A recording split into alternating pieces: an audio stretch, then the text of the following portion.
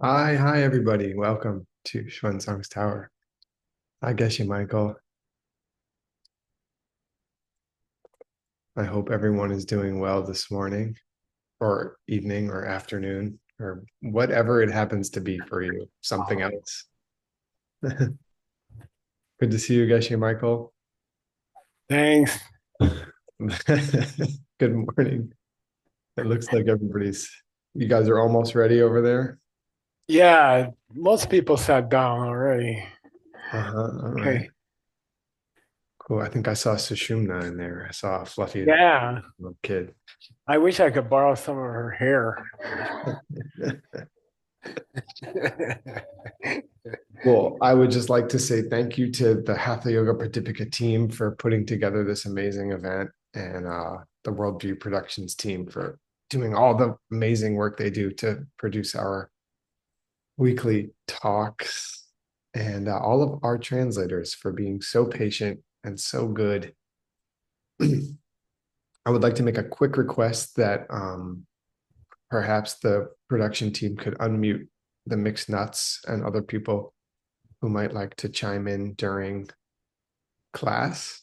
You can raise your hand if you want to talk and participate in the homework and discussion.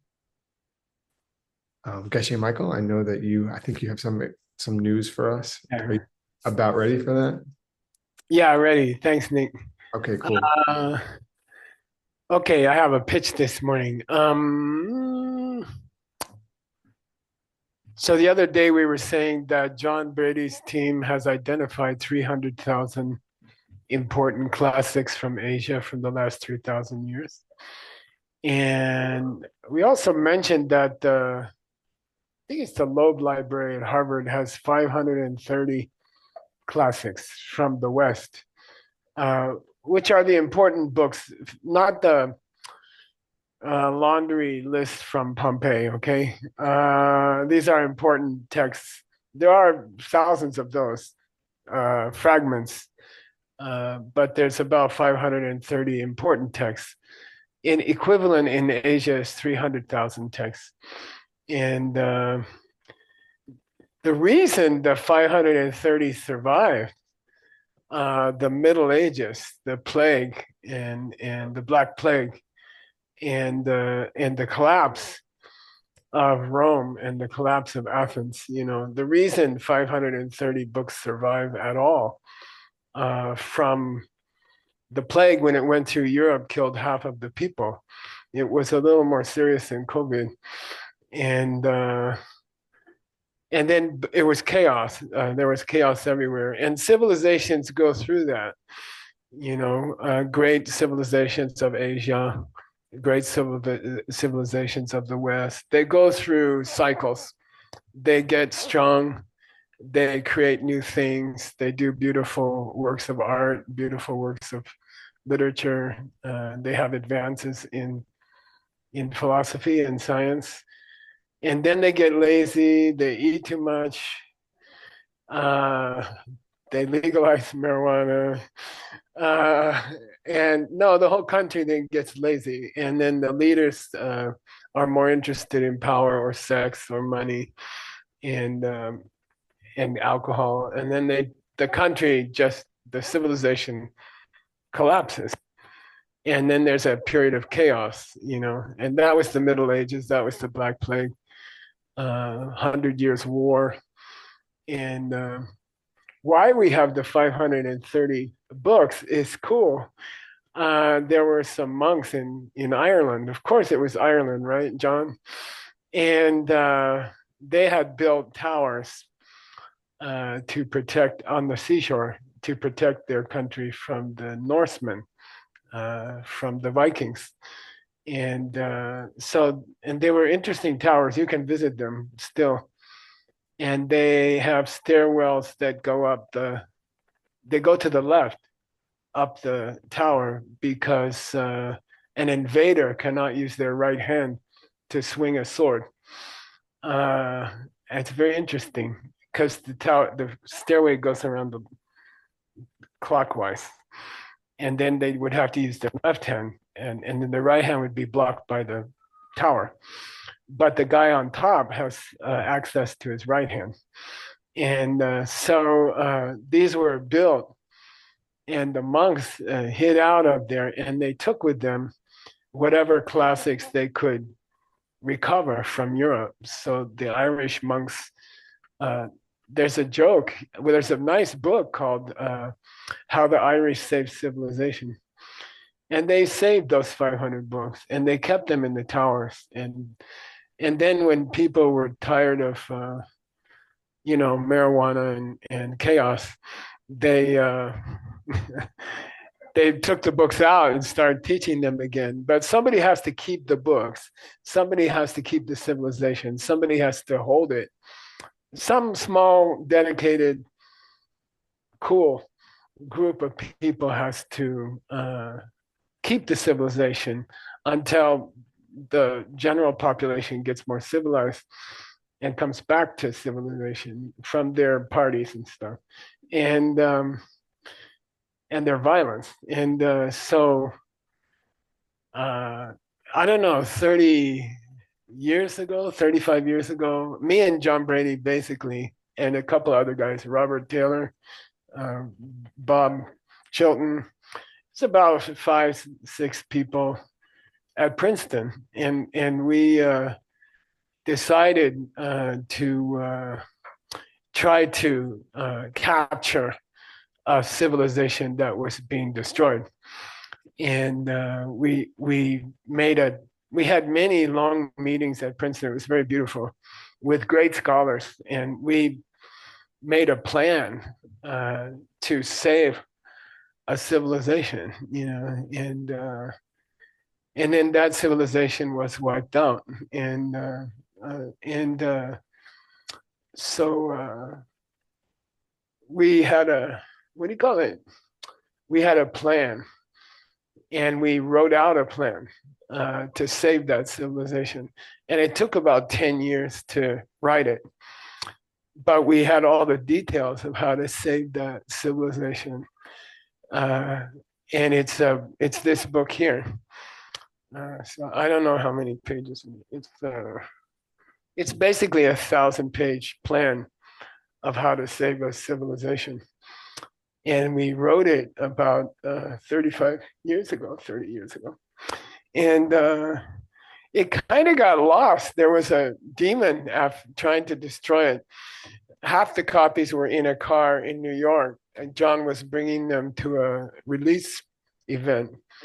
And it got hit by another car that ran a red light and destroyed, we had trouble getting the copies.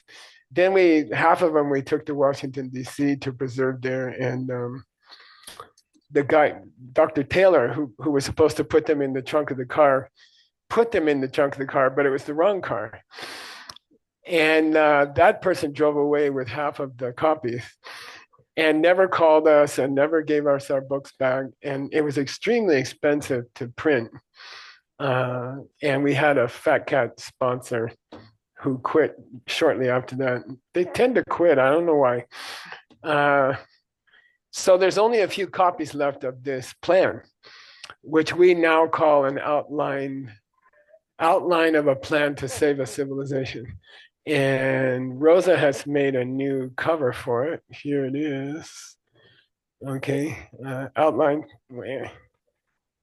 for saving a civilization. So it's this book, and it's complete. It's how to save that civilization, all the details of how to save it. And the first 1,000 books is in here. We're up to 15,000 now. But we found a copy recently because I cleaned out my wife finally got me to clean out my closet. And we decided to make it available through Diamond Cutter Press.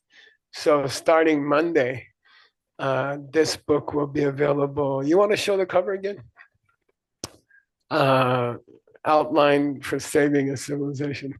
This book will be available for free, okay, on ebook. So I'd like to thank Rosa for creating it. Yeah.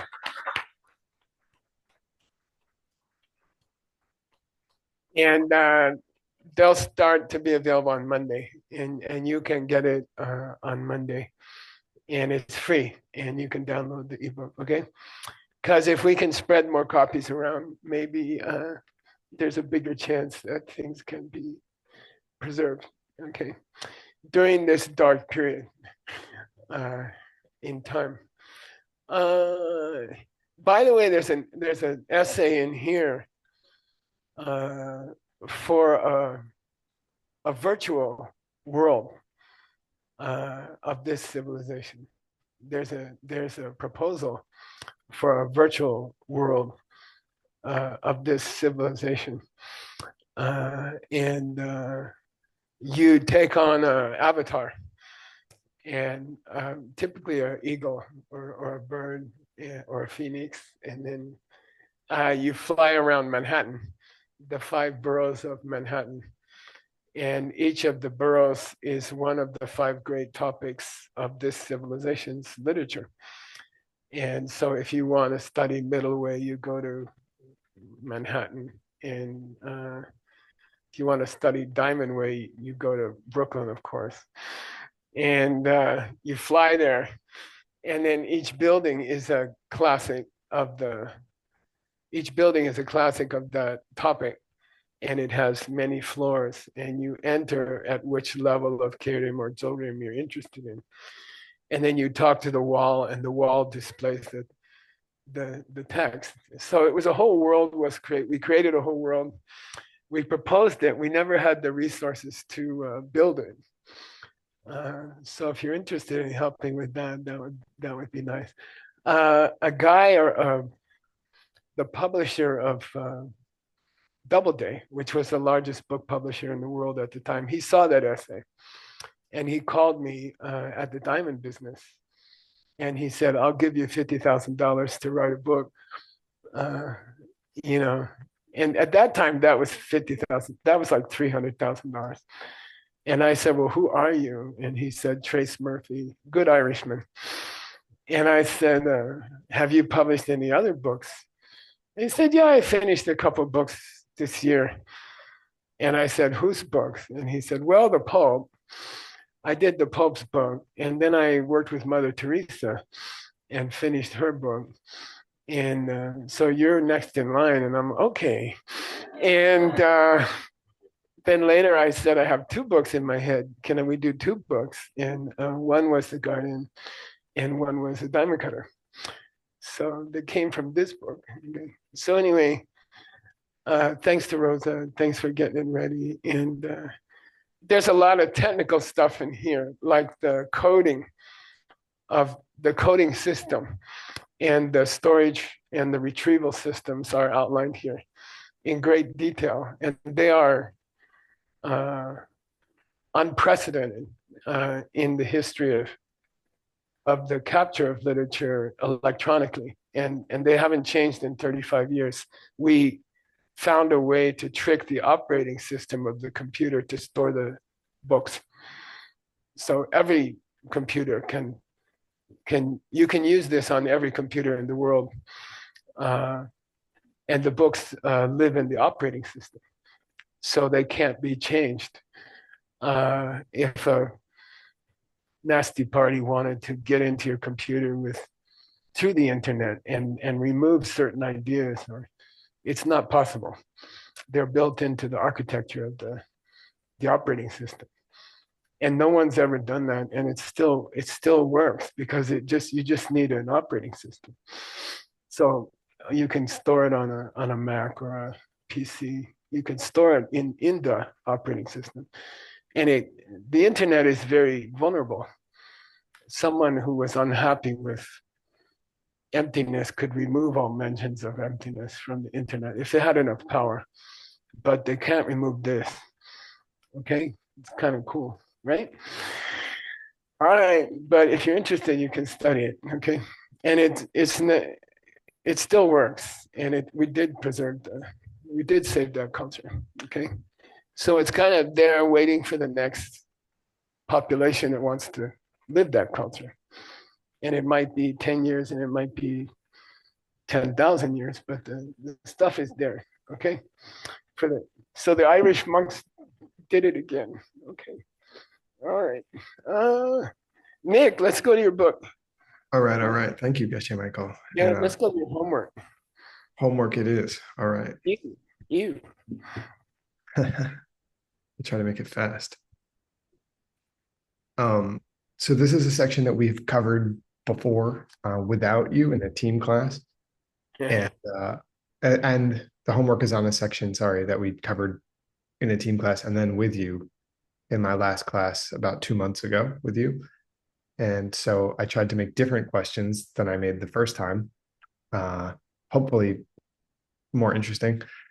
And these questions are kind of more just for philosophical pondering more than to be right or wrong.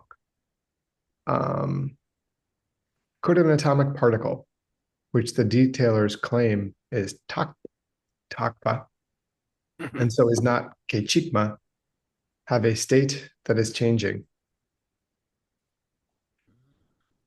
And What's dark? takpa, so the reason I'm using the West Chinese words here is because I'm personally confused about how to, given the context, I'm having a hard time knowing what would be the best translation of either of these words for this section.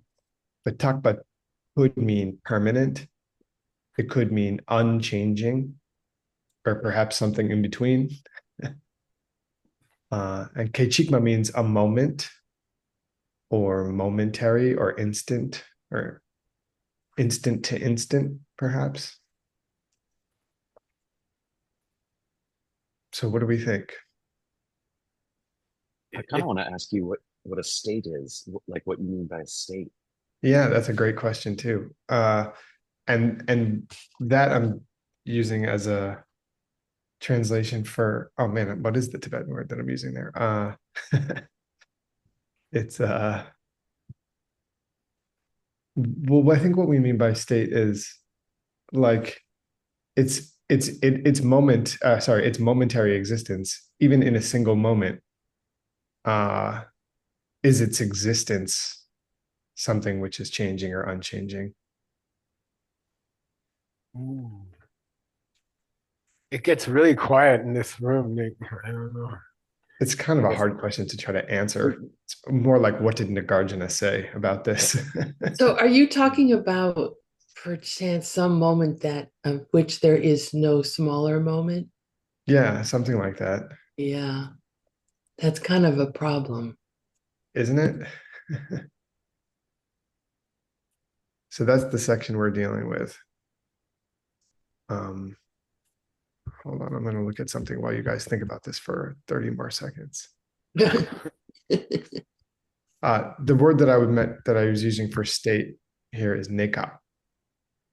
Okay. Yeah. Nekap. Have a nekap that is changing. Yeah. Okay. Well, I would say if a single instant of an object cannot change, then the thing couldn't change over a million years either. Yeah. So, single instant must be changing, I guess. Let's Right? see what Master Nagarjuna said. Okay. He said, this was his answer. Because if the state of something is always, he's basically saying if something is takba, if something is always the same way, let's say that's what takba might mean here, the way he's interpreting it. That means that if it were momentary, or sorry, if it were changing, then it would be if the nakab, if the state of it were something that could be changing, then that is a changing thing and so couldn't be takba. Okay. So it's changing is unchanging. It's changingness couldn't be unchanging because then it would be changing. This is where he went with it. Okay, look in the text if you don't believe me. Okay, all right. I'll start using that line. Okay. If something is, this is maybe slightly easier Okay. to ponder. If something is momentary, can it age? If something is stable and isn't momentary, can it age? Please explain. Momentary meaning kechigma.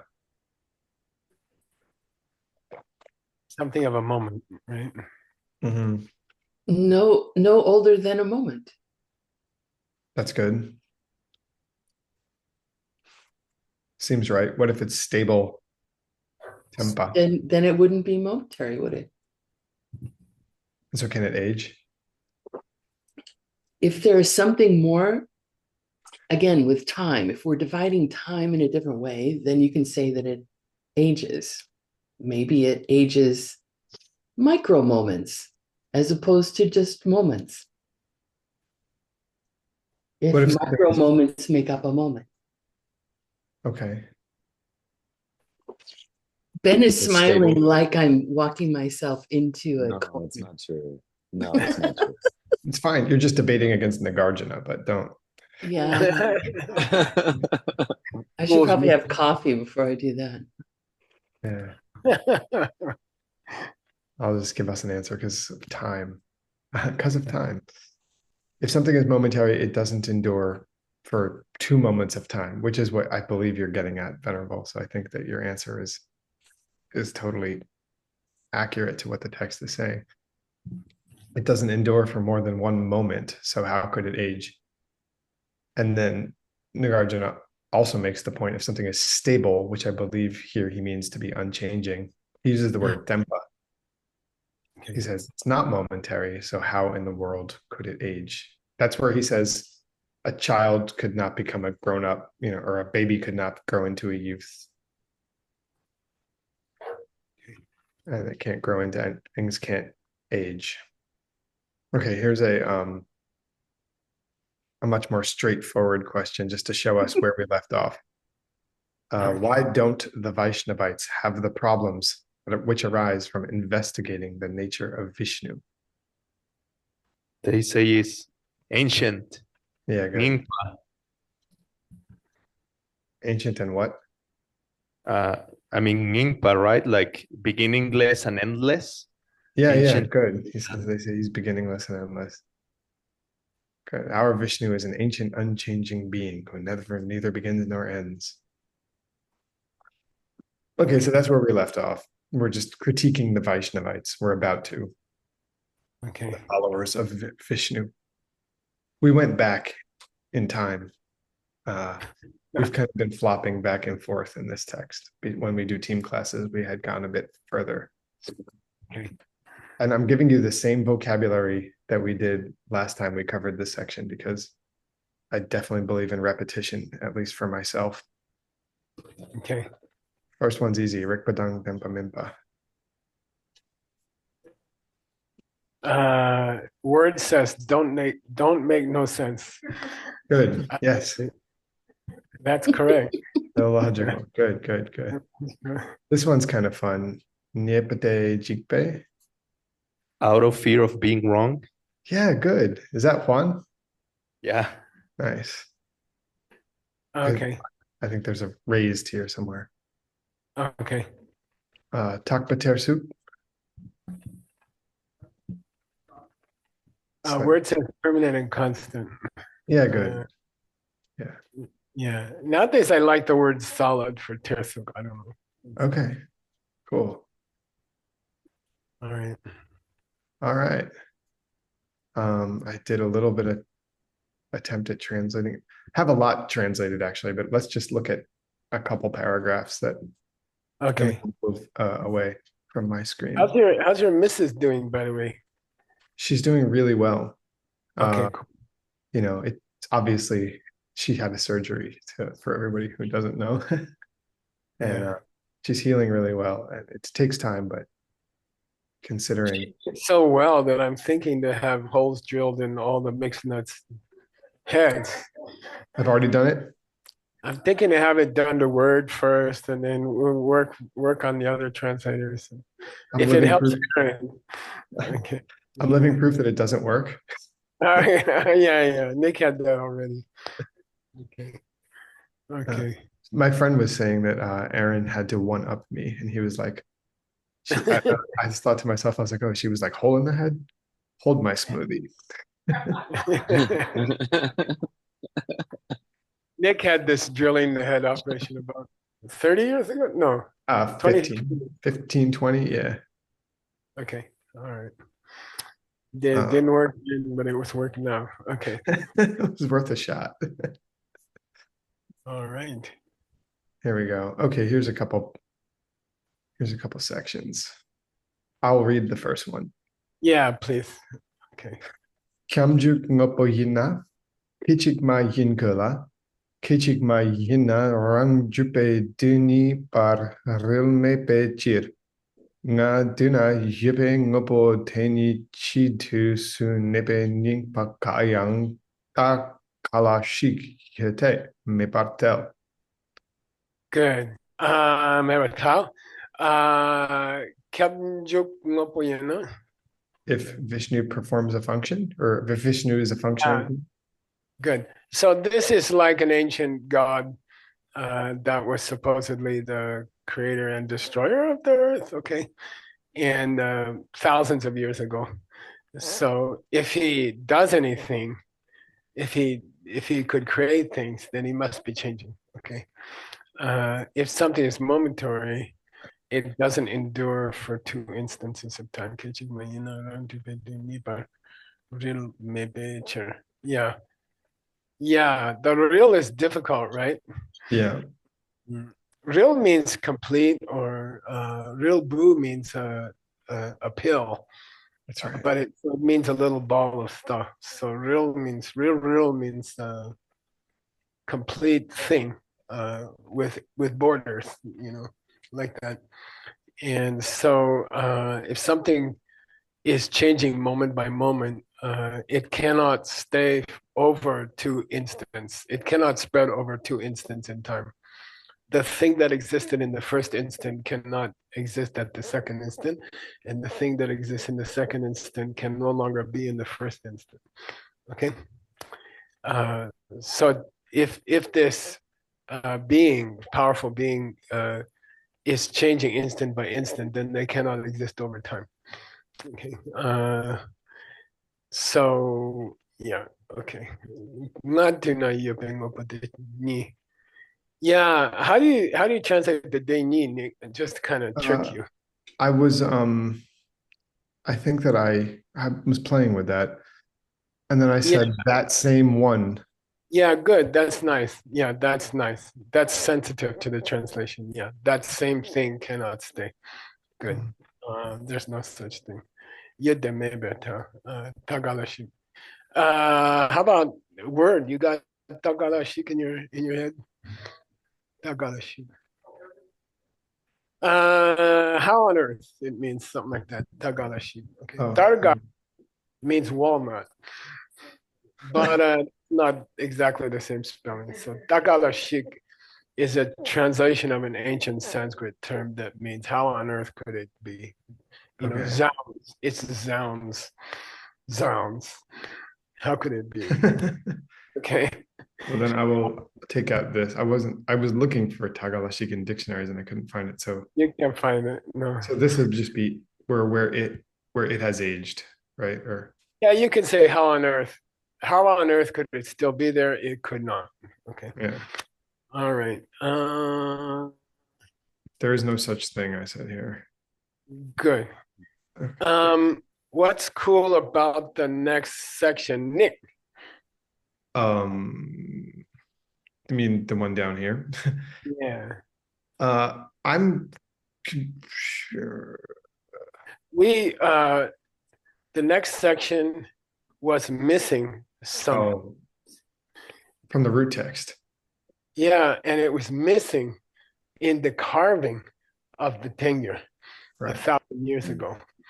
Okay, someone left it out in the carving. The only carving that we have of this ancient text, the translation, was miscarved in the edition that we have used for our whole life. And then John Brady's team, which is about 100 people typing all day, all year, they had some breaks. They said, do you have any extra work for us in the breaks? Some of us want to keep working in the bricks. So John and me sent them another tenure, which is another 200,000 pages, another version of the tenure. And they typed it. It took 5, 6, 7 years. And we checked that version. And the part that was missing in the standard version is in the new version that they typed. And that was from a monastery that was destroyed to the last brick. That monastery is gone. There's not even a brick left. But the book was saved and it was recorded. And so we were so happy that the team had voluntarily typed an extra 200,000 pages. They typed it 5 times. So you're talking 1 million pages of typing. And we were so happy that we fundraised for our Christmas bonus. And I'm happy to say that John and his team fundraised $1,000 for each typist, which for them is something like it's something like $20,000 or something. In their world, that's like $20,000. So I'd like to thank John and it's because of Nick's text right here. This is where it is. This is where the missing line is, and we have it. Okay, and anyway, they're going to get that on Tsongkhap, December 4th, Tsongkhapa Day. Yay. Okay, they're going to get a surprise. All right, 18 people, and then some of the assistant guys are going to get a smaller bonus for fun. Okay. All right. Those are the monks who are not as good typists as the ladies. Go figure. It's true. Okay. Okay, Nick, can you gotta choose somebody to read? All right. Can you guys unmute Dodo so he can read? Okay. Yes. Release him from mutation. Can you hear me? Yes. Okay. Kelde tembe ngubo yimbe che. You got the Gejigma. plane, Nick. You got the Okay. plane, Nick. Gejigma minang. Nga tuna. Nebe ngubo chigyang. Nebe nyingba gayang. Gayang. Da kala shik. Ngubo nyingba la. Gyuwe kebe chero. Nice. Yay. Nice. Okay, Nick, if because a functioning thing is stable and so cannot be momentary, Kelte temen ngopo yembe cheer, ke chigma minayam, not do not nepe ngopo, how can I from an earlier time, chi can nepe nyingba, where we have seen it age. Okay. There's Tagalashik again. Yeah. Okay, cool. All right. Sounds right. Well, it actually says the last line says an old thing, a thing which has aged should have changed. Okay, that's all. Oh, Right. Yeah.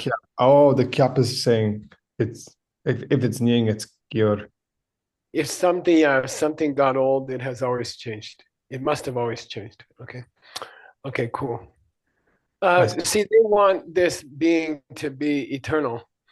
Yeah. But also say he ages. He lives in time. He goes from time to time, but still he's not unchanging, which is it's impossible.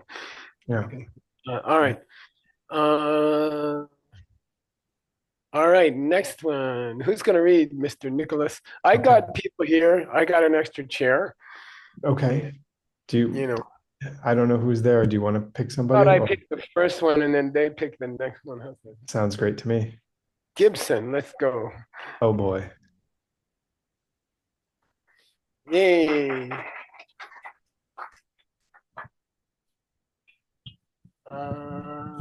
Let me get a larger cursor here. Okay, we're on this one here. Okay. Shipala. Shibalashi Gechila Chajeki Kaba Nick, you're Dembata. correcting, okay? Stop Okay. him. Stop him randomly so he doesn't get a big head. Yeah. Come on, Gibson. Okay. Oh, I can't believe you said that. 차지랑 신기 trupa 까바탕 지탕 투자기 댄치기 무보랑 신기 trupa 까바탕 지댄 탕댄 두 미수웨 타댄 두 미수웨 유체노. Okay, good. All right. Wait a minute. You got to translate. And don't peek at Nick's translation. Okay. Shibalashi. The fourth section in the four parts. Yeah, the fourth section has 4 parts. So they never repeat what the section is. They just say number 4. So we fill it. Mixed nuts always fill it in. So the 4th part, as Nick has written here, is a refutation that moments can have any nature of their own. Okay. We're going to, the first of the 4 parts, we're going to demonstrate that something which is kechik Momentary has to kyaba chache. has to have a part. Yeah, must have parts. Even if something exists, even for a single instant, millisecond, it still must have parts. Yeah. Okay. Second part, chache. The part Or chache means the whole. or the whole. Okay. Cha means part. Chache means the possessor of the parts, and it's the Tibetan way to say whole of the part. Okay. The whole. Gakpa that it could be Rangshinkidruba. They deny they can have a nature. Yeah, we're gonna prove that wholes of parts cannot have their own nature.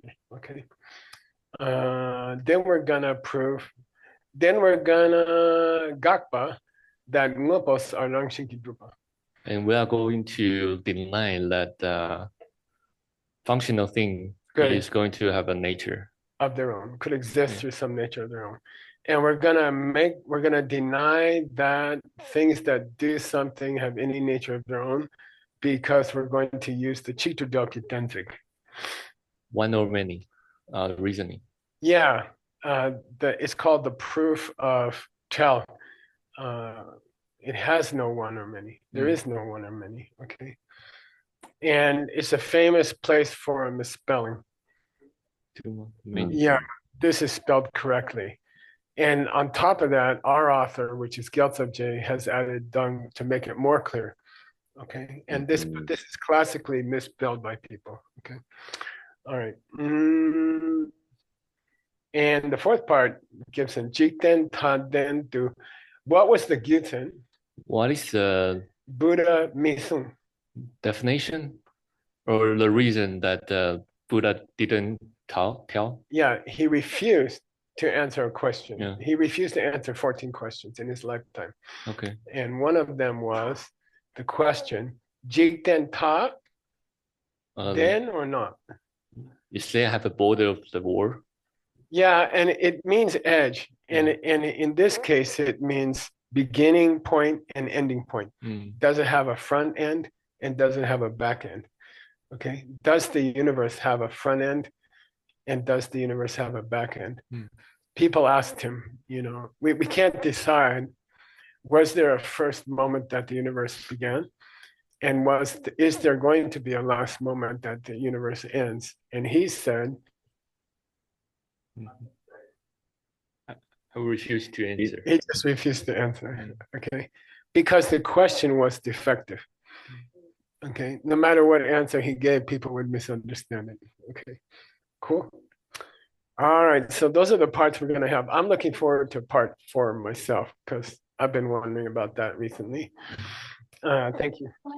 You got to pick the next victim. Tim. Oh, okay. All right. Nick, I'm going to share my screen, right? Okay. Yes, sir. Okay, let's get this over here. This is payback from Gibson.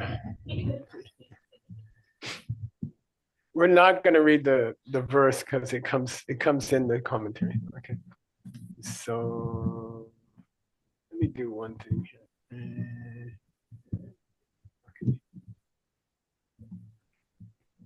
Okay, you got the plane. Nick, you're checking him. Yes, sir. Me and Amelie are gonna check. Criticize something. If you don't want to, Amelie could criticize something. Shoulders down your back, Tim. Okay.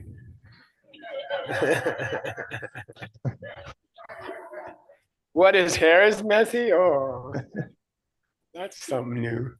Geshe Michael Roach Deni Dunipar Midupe Mi Takbayinla Deni Kechek Chikrang Shengi Nepayin Shena.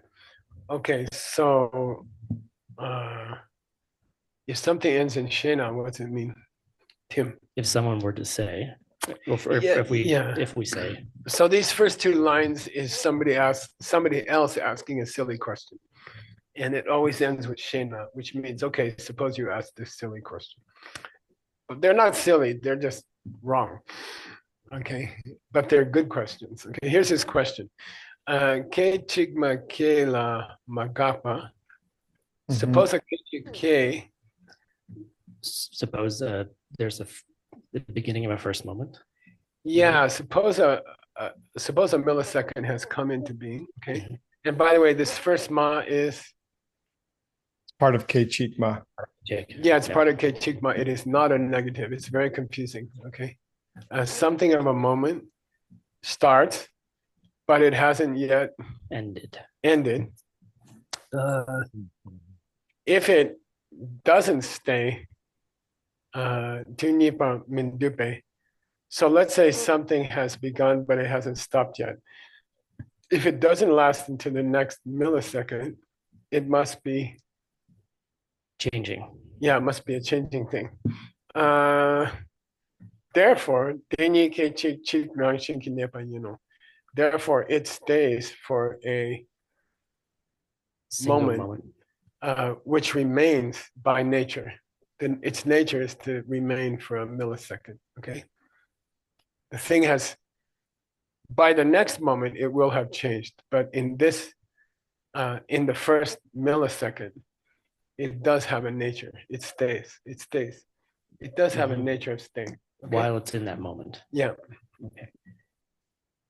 By the way, this kind of millisecond where something doesn't change, and he's trying to say in the first piece of the millisecond, it doesn't change.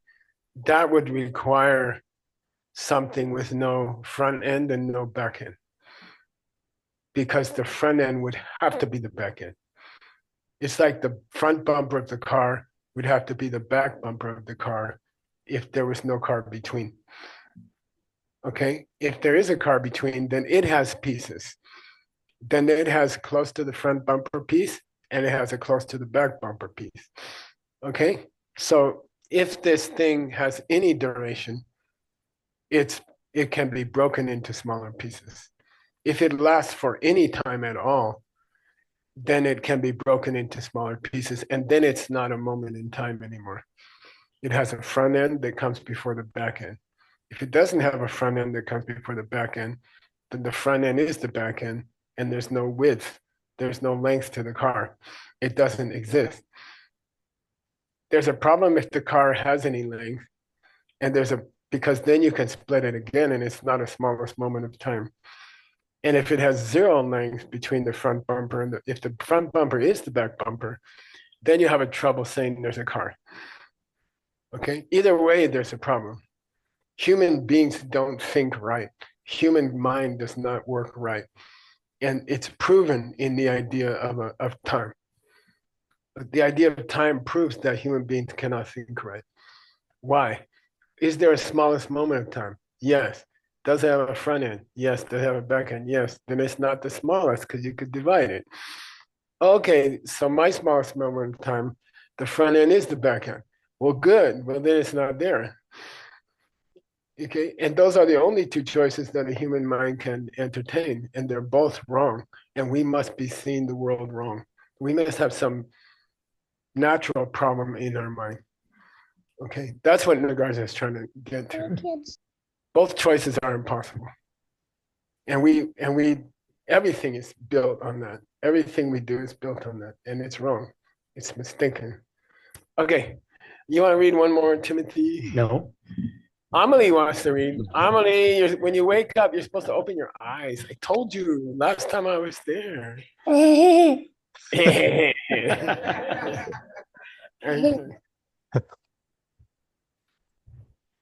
Jaru read something, Amelie? Can Jaru read? My dogs can Okay.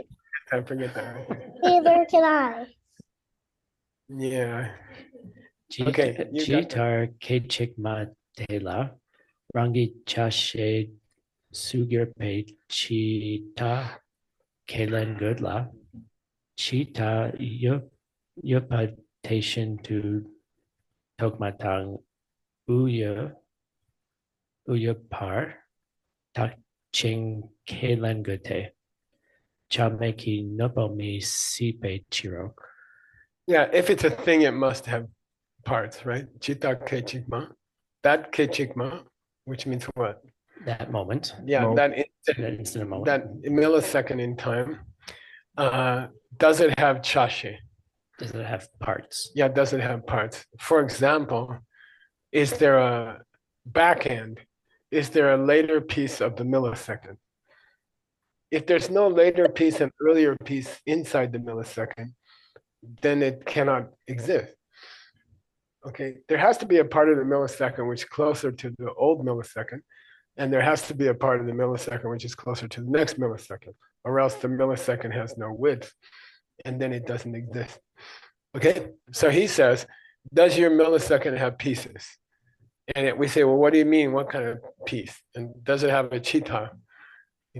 Does it have a back end, which is closer to the millisecond of the next moment? Is there a part of your millisecond which is closer to the millisecond of the next moment? We say, he says, Kalen. Yeah, sure, it has a back end. Okay, all right. Chita yu. Okay, and then because you accepted a back bumper, you got to accept a tokma. A front bumper. Okay, which is closer to the past. There's part of the millisecond which is closer to the past, and there's a separate part of the millisecond which is closer to the future, or else the millisecond has no width and it has no duration and it has no time. So even a millisecond has to have some fat on it. Okay, it's got a front end and a back end. Not only that, it has a ooh. It has a middle too. Yeah, it has a middle. So now it's got three parts. There's the beginning of the millisecond, there's the middle of the millisecond, and then there's the end of the millisecond. And then it bumps into the front end of the next millisecond. Okay, right? Okay, yapa takching. Tak means to analyze or to view it. You, Kalen. Have to accept it. Yeah, and so Nick, when your guy is, so this is a style of commentary where they weave the ancient book into their commentary. So the bold letters are the ancient book by Arya Nagarjuna, and the rest is the commentary by Gyaltsab Je 1200 years later. Okay, so he's weaving, and it's kind of a show-off thing. Yeah, you weave Nagarjuna into your commentary.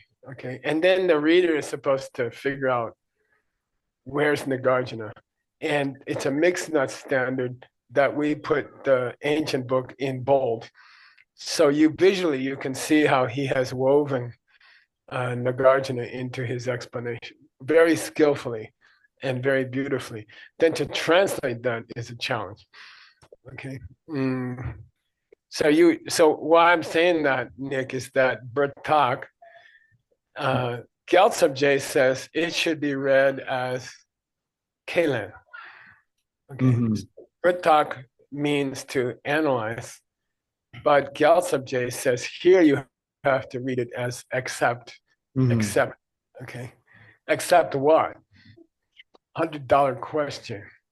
Accept what? Here, Nagarjuna said you have to examine it this way.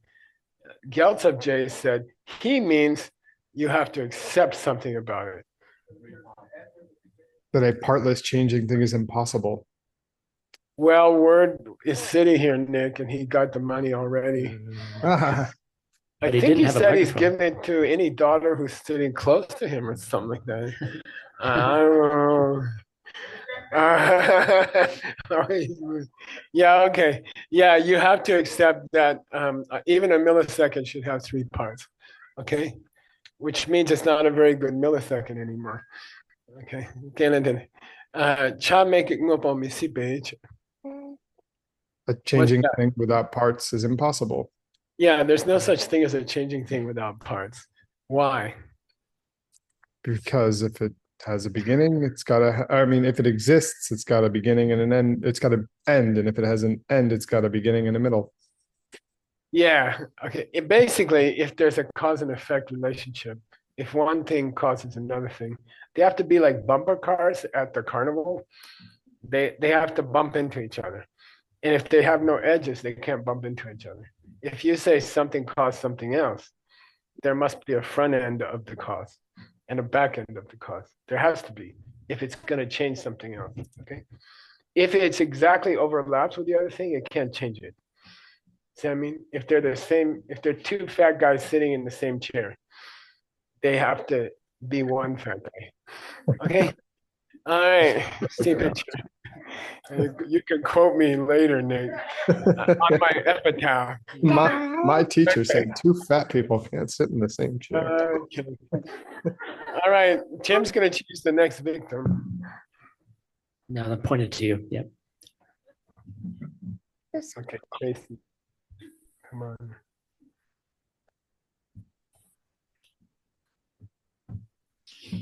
By the way, what if you say that there's this whole big question about one atom affecting another atom, they have to have a front end and a back end. Then what's the 4th part of this coming up section? Do you remember? What was the last part of the coming up section? Oh, Buddha wouldn't answer the question. Yeah, somebody asked Buddha, does the world have a front end? Forget atoms. Does the whole existence of the universe have a front end and a back end? And Buddha's like, okay. All right, please read, Tracy. Nick's gonna correct you, or Amelie, doesn't matter. Okay. Datar nuchu kinjek ten chuchen kechik chik rangshen gi ngepa mimpartal mimpartal Good. rangi chashe su gyurpe kechik sumgi dakni yimpecher. Good, nice. Okay. So Dagni generally means like self-nature or something like that, but sometimes it means a combination of multiple things, okay? A combination of multiple parts. So sometimes when you're translating, you shouldn't read Dagni as self-nature or something like that. It just means a combination of multiple things, okay? So let's read it that way. Let's consider Jigten Loka. What's that? Loka? What's Loka? Yeah, the world. It means the shining orb. Okay, Lok came into lucid and lux and words for light. Okay. The ancient is Roach. The R's and L's are interchangeable. Okay. So take the world of the N and the Ch. What's that? Ni. The vessel and its inhabitants, meaning the world itself and then the people within it. Yeah, the world and the people walking around on the world and animals. Okay. So that's called the vessel and the contents. Okay. So let's consider the world, both as a vessel and the contents of that vessel, which is all the living creatures on it. Okay. It must be the case, Tao, that they do not nipa. They do not stay. Don't stay. Or even 1 kechik. moment. Yeah. The people crawling around on the world, in the world that they're crawling around on, cannot stay for a millisecond. Not possible. Why? Because each one of them is made of some 3 parts, okay? So therefore, they cannot crawl around on the world, okay? You cannot say that you cannot point to a millisecond in which rabbits and humans are walking around on this planet, because each one of those would always be splittable into 3, okay? Front end, back end. There's a part of the rabbit that's closer to the future, and there's a part of the rabbit that's closer to the past. And there's got to be something in between because the 2 bumpers don't touch on the car. Okay?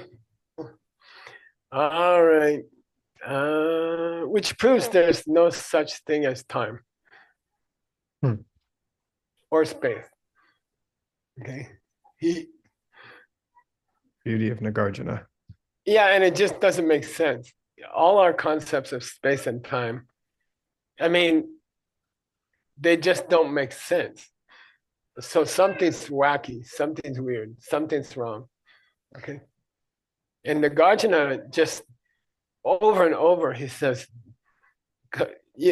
before we get to what's right, do you admit that something's wrong? You know, do you admit that what you see is impossible?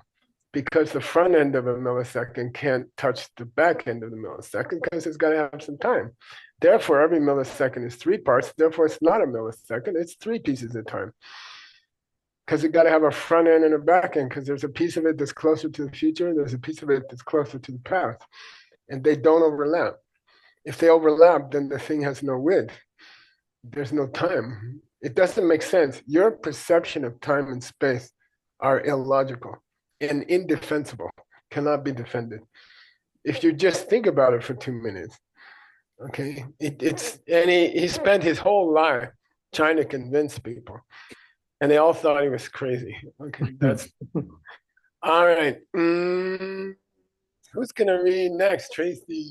Joe. Joe.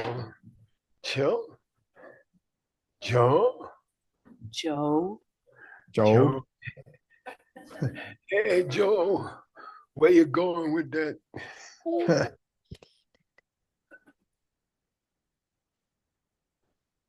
All right. By the way, in 2 minutes, Nick will lead a discussion of how the heck can you use this class in your normal life. Good luck, Nick. Okay. Tokta. Hey, Joe. Hey, Joe. Tokta. Tokta, Dusum, Usum, Sorang, Shingi, Ne, So, Shena. Nice. You know what happens when you do it correctly? I get to go home? No.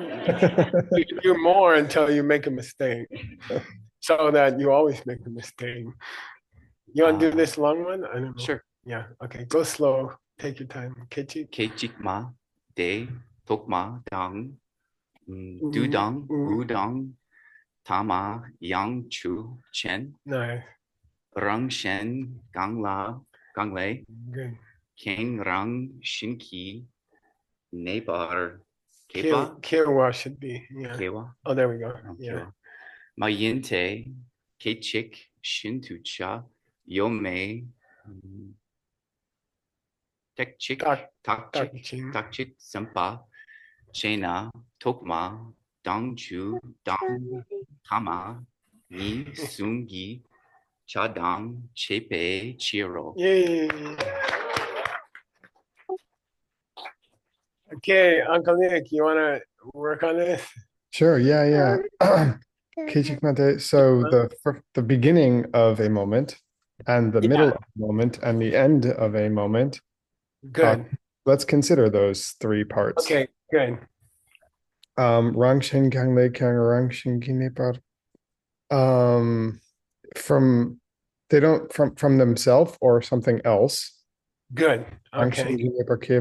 They do not stay nor start through some nature of their own, of being themselves or something else. Right. Because if you examine cha, ye, or me. Because if you examine whether or not they have parts, Even in a single millisecond. Mm-hmm. And then now he's being a little bit cute, Nick. He says, Samba chena. Oh, like if you think about if it. you would please think about it. Mm-hmm. If you thought about it for a second, you would understand that it's got a togma and an u and a ta. Yeah, that each of those three, right, has a beginning, a middle, and an end. Yeah, if you just thought about it for 10 seconds, you understand that even the shortest period of time is not the shortest period of time because it's got to have a front end and a back end. And if you got a front end and a back end, you got to have a body to hold the butt and the head. Okay, so every existing piece of time has three parts, and so none of them is the shortest piece of time. Cannot be. There is no shortest piece of time. If you don't have a shortest piece of time, how do you make eons? Mm-hmm. Quick question, Geshe Michael. Yeah. Is that paragraph saying that each of those parts has their own beginning, middle, and end? Like the beginning has its own? Yeah, it is because of his chuchen, because of his example. Right, that's what I thought. Okay. He opened the argument by saying, let's consider the front end, the back end, and the middle. Each of them has a front end, back end, and the middle. And then it just keeps going on like that. Okay, we got to stop there, Nick. I'm disappearing. Go sit with me, Honey Bunny. And you got to translate the sentence that starts with Dida Ki, or you can have Amelie do it. And then you got to translate. I think you should do the whole thing down to Chinjuk, to Bodhisattva Chaya Avatar. Okay. Okay. Yeah, it's like 6 short sentences. Okay. I'm definitely gonna have Amelie do all that. That's too much. Yeah, have Amelie do it. No problem. Translate this Tibetan. Yeah. All right, Nick, I'm disappearing. You lead a discussion, okay? Okay, thank you, Geshe. Thank you very much. I appreciate this class. It's very amazing. And thank you, everybody. Is it the end of that? It's not the end yet because Daddy's going to lead a discussion for 12 minutes about how to think about this in a way that it can help us in our lives. And you're allowed to chime in as well, Amelie. We're talking about, well, Nagarjuna's, for me, the most useful about this has been Nagarjuna's approach to analyzing reality and how his main thing, at least for me, that he's done in life is to show us that the way that our minds are able to, the best we can do in terms of our minds understanding the world is not very good. Like Nagarjuna is showing us that like everything that we think has some sort of reality and solidity to it. Yes, you may try talking, but not till after I'm done talking. I'm talking about Nagarjuna here. Thank you. Everything that we think is real based on the way we perceive it is logically impossible. And in terms of practicality, I think that that is the most practical thing I've ever heard any philosopher say. And I've studied some philosophy, both Eastern and Western. And a lot of it's pretty useful, but and a lot of it's really not. But I have found that this idea, and especially Nagarjuna's very famous description of how cause and effect are impossible because they never touch each other. It's the most incredible lesson I've ever learned in life. So while I can't necessarily or easily personally think of something right in this moment that's going to apply to how I approach my day, how am I going to be, how am I going to calm myself down if I get angry or something? I don't necessarily think that could help. I think in the long run, this is the most incredible proof. Just because if I deep down have been convinced logically that the world as I see it cannot exist the way I see it, then I'm never going to be 100% convinced of the things that make me angry, that they're real, that the way I think they are, or that anything exists the way I think it is. And that, while Nagarjuna's proof doesn't necessarily show us how it is exactly that things do exist, it certainly shows us that the way that we're so convinced, so convinced they do exist is actually impossible. And that's enough for me to like approach life with a sense of wonder and mystification. Nick, how you could apply what you just said is use it as a tool to always be ready to be tricked. Yeah. So you can't be fooled. You can know that appearances are not what they seem, and I'm ready for it. You can't trick me. I'm going to analyze what's going on rather than react to apparent reality. I'm trying to do that. Yeah. Thanks for the reminder to do it for me too. Yeah. I have a hard time sometimes, but definitely there's an openness. I feel like that there's a certain kind of like childlike openness and approach to the world not being solid is something that's going to continue to help me and keep me young in a way. Just not getting so set and thinking things are a particular way. Thank you for sharing, Venerable. Nick, may I? Please. Thank you. Thank you so much. I hope Erin recovers well. Thank you for translating these texts. Thank you, all the translators and Geshe. So I have a story that just came to my mind when your first discussion started. And later when they used the example about the two fat people, it came back.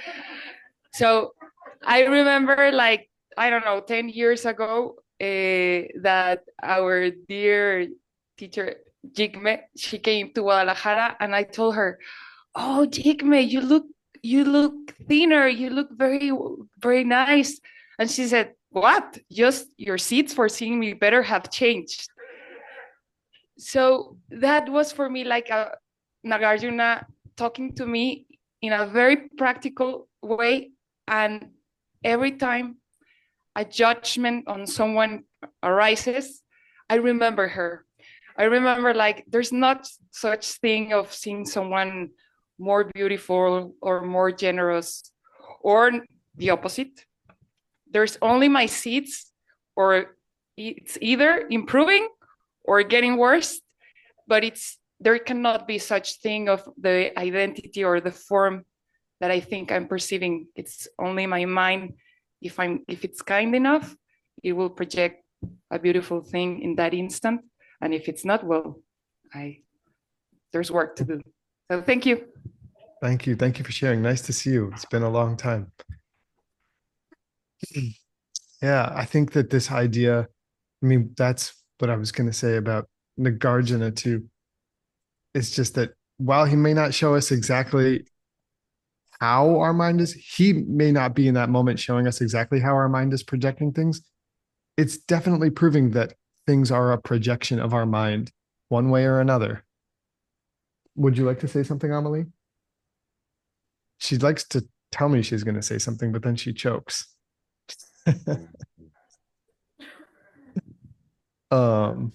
Nick, I was thinking that this undermining of our ideas of the world is useful to us because it's a bad system. And when we're all taught a bad system for taking care of each other or for the world looking out for one another, then deep down in your heart, you won't believe it.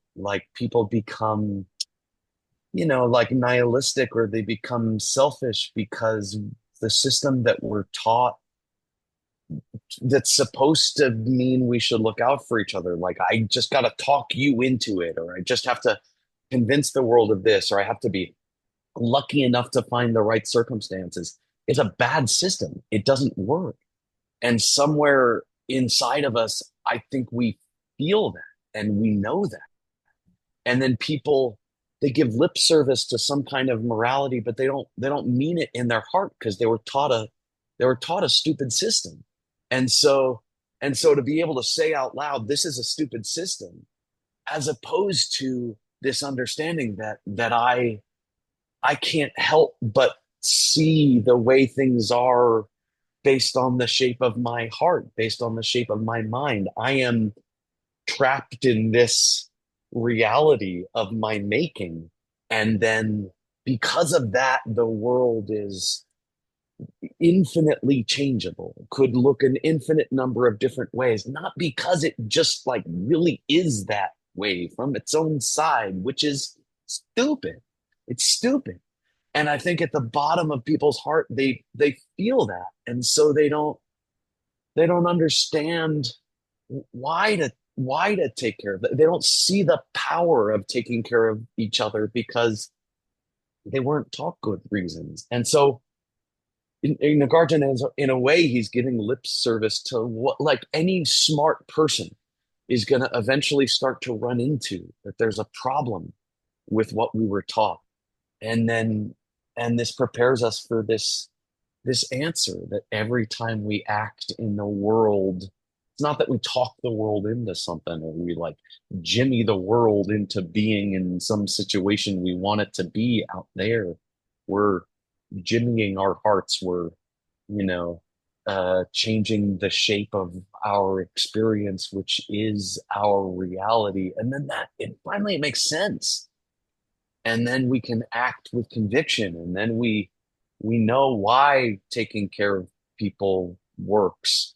And so, yeah, I think people get into this abstract philosophical, whatever, we're taking this apart, we're taking that apart. It's all trippy and weird, but we're taking apart the BS that we were fed that would never work. And Nagarjuna's preparing us to understand the power of taking care of each other. Yeah. Thank you for sharing that. It's like I relate to a lot of what you're saying. I go back to my youth and think about how rebellious I always felt. And then when I discovered this kind of system of teaching and started studying with all of y'all, I realized like this is the ultimate form of rebellion.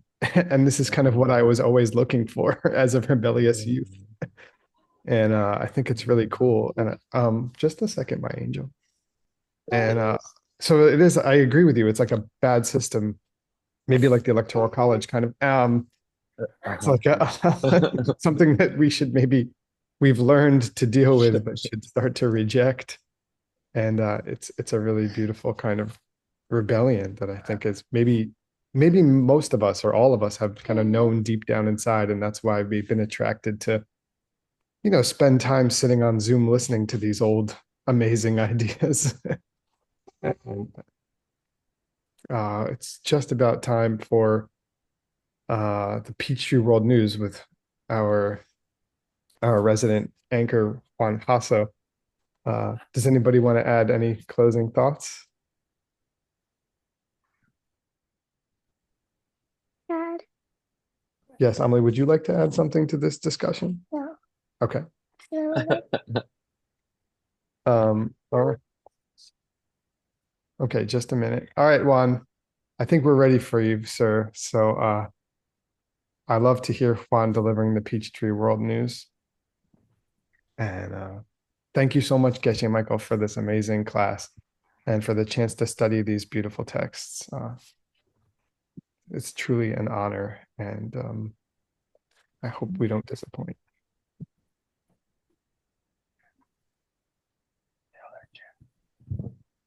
There we go. Oh, good morning, everyone. Thank you for coming. I want to first thank Geshe Michael and Veronica because it was their idea to have something like this, a program. So thank you so much for your inspiration and support. So hope you enjoy. And today I want to welcome, of course, Chloe as well. She has been very, very helpful. Thank you so much for your help over the years. Well, we're about to turn 2 years that this thing started. And it's funny, I was talking with, I don't think Francisco, I think, that he said like, wow, you're the only person who has to celebrate 5 New Years in 2 years. It's funny because there's a Chinese New Year and we had, anyways. And Chloe has helped us so much, and I think your producer career is growing a lot.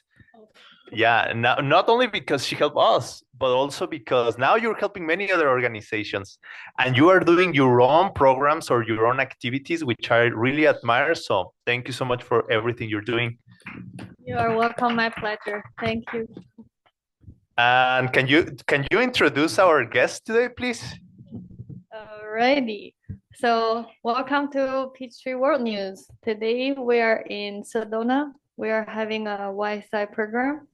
YSI is Yoga Studies Institute. And we have Connie, Geshe Michael as the main teacher, and also Earl is the main teacher for this class. The main, the main, not mean. So Earl has opened my heart to the teaching on Yoga Sutra, and since then I haven't been able to not come to YSI teaching. So. Thank you. Thank you. Very welcome. And thank you, by the way, for everything you're doing. It has been Benji was asking me, how are you liking it? And I say, very much. So thank you. Cool. Welcome. Like Chloe was saying, we're in the tail end of the Hatha Yoga Pradipika. This is the fourth and last chapter. Geshe Michael has taken us through the whole text now of one of the greatest texts ever written. And thank you, Geshe, for teaching that once again. And we wanted to commemorate the conclusion of this course with a special book, a memento, something to continue the study. The Geshe Michael will finish teaching it, but we shouldn't just forget it. At the end of the week, these are texts we study and practice for a lifetime, because they're the texts that lead us to the result. It's not just some intellectual thing that we finish, and these things we have to put in our heart, and we put it in our heart through practice. So we wanted a very special version, and we do it as a opportunity for people to help support YSI. So we've got a very special style of book. There's a very special covering that goes with it. 2 ways you can get one of these. 3 of them are going to be sold as an auction. Those come with a special covering. Yesterday, Geshe Michael wrote a personal message on those 3. They're all also signed by Geshe Michael. So 3 of them are going to be auctioned. Those have a special wrap with a special message for you. The highest bid so far is $1,000. So we have 3 of those. So as of now, you could get the second one for substantially less than $1,000. And then they're created in a very special way that allows you to memorize them. They're in we're going to print these in whatever language you want, as long as that's in one of 7 languages. This example is the English, the Devanagari, and then the pronunciation, so that we can learn we were talking about Nada Yoga yesterday, and how the chanting of speaking the Sanskrit languages affects the inner body. And that in itself is a way to bring us to the goal. So really special text, a beautiful way to, I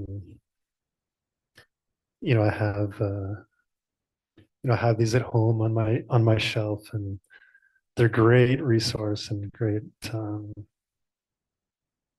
way for me to remember what I'm trying to do with my life, the big picture. And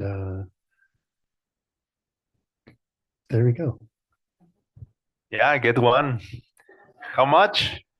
Surprise. Well, there's the auction, unknown price. And then to purchase them, gosh, do you remember? $5.99. The highest auction price also gets a special book holder that was spent time with Geshe Michael and spent time with Ratnamala. It can now spend time with you. Okay. Heck yeah, Connie said, can you go higher than 1,000? Would you like to? Oh. So there's a bid of $1,500 from a guy that understands text and textual preservation. Okay. Thank you. Welcome. Thank you. Okay. Would you, Chloe, like to introduce our next guest? Oh, I see one person in this venue dressed up really nice. Welcome, Rob Haggerty. Yeah, Chloe, I think I want to just quickly give audience the context. I was in the bathroom the other day. Swan, wait.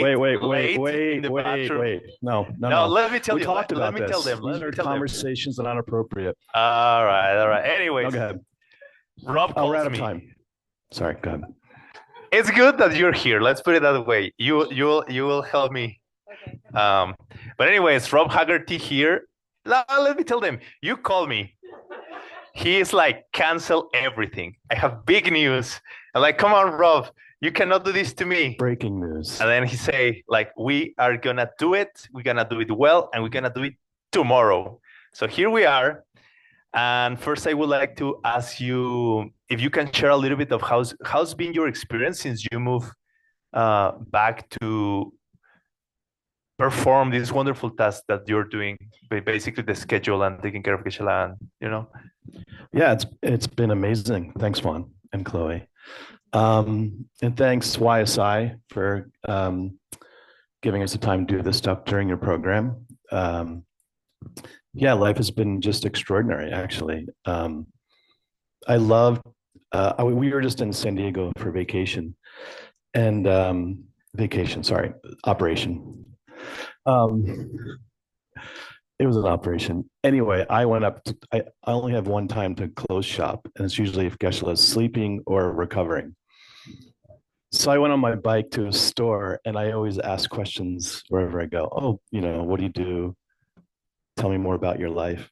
So I had to go next door to grab a surfboard. And I came back, and the ladies are waving me down in the parking lot. And they're like, come here. And they're like, what do you do?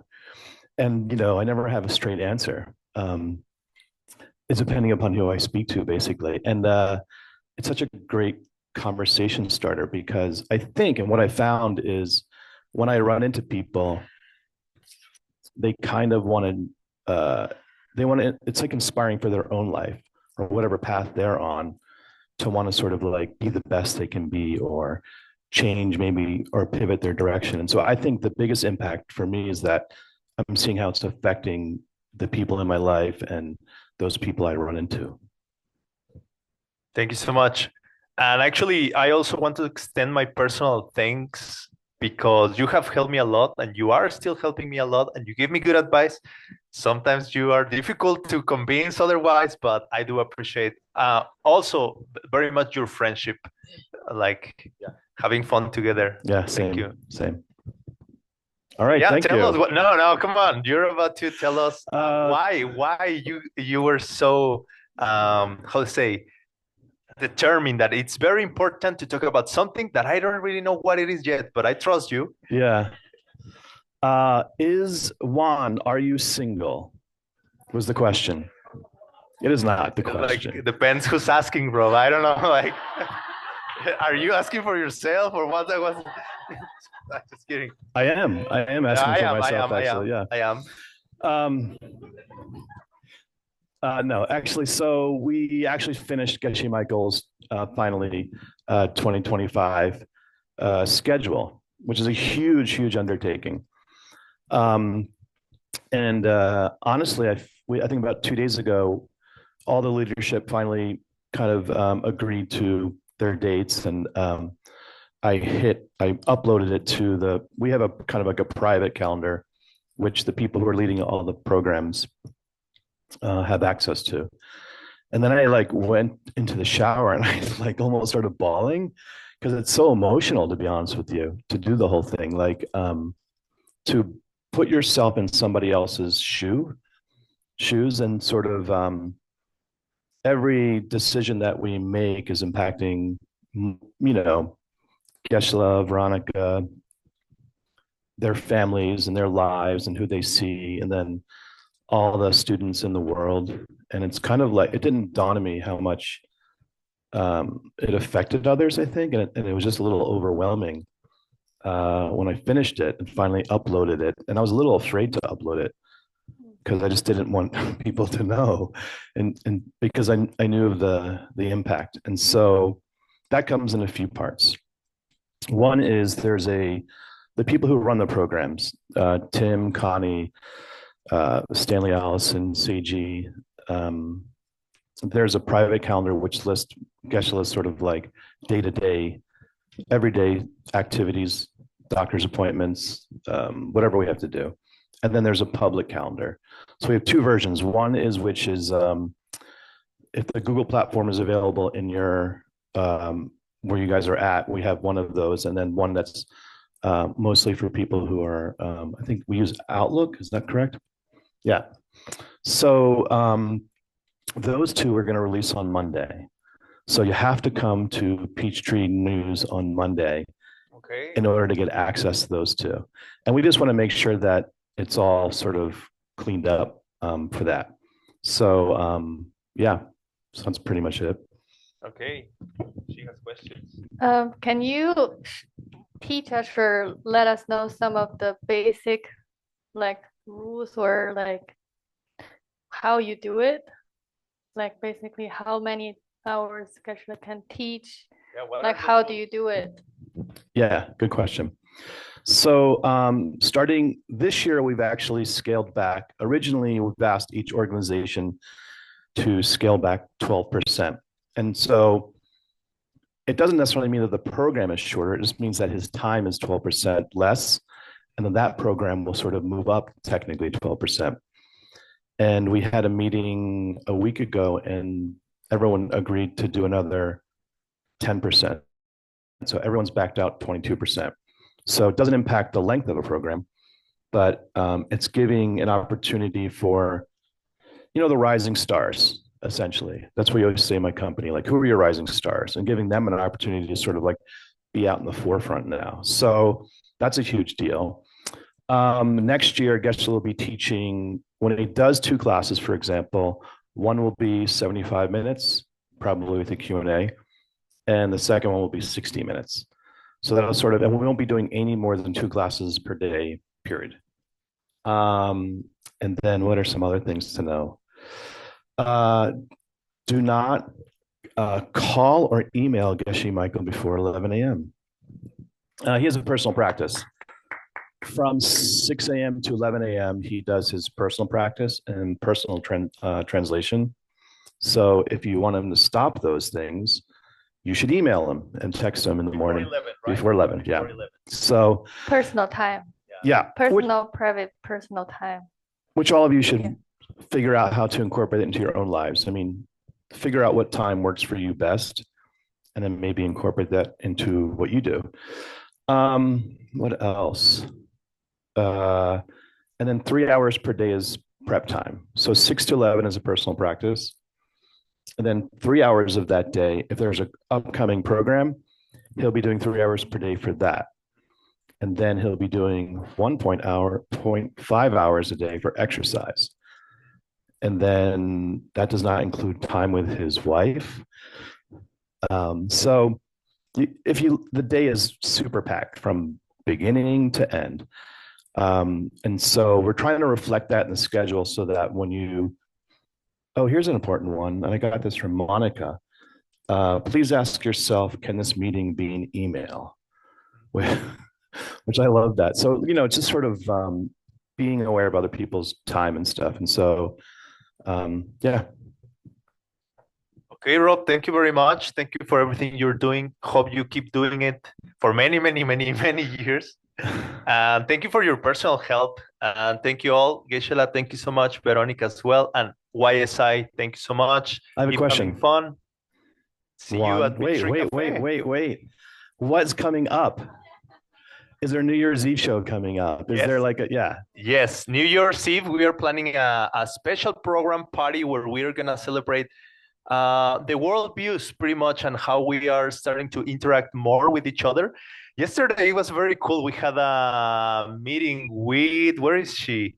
At Rachel and Sam's house, and it was very cool. I was joking, like, it's like the Italian family meetings, like Uncle Tim from Sicily and Uncle Rob from Irish lands, and the New York cousins and the Mexican side of family all together to see the ongoings of the business.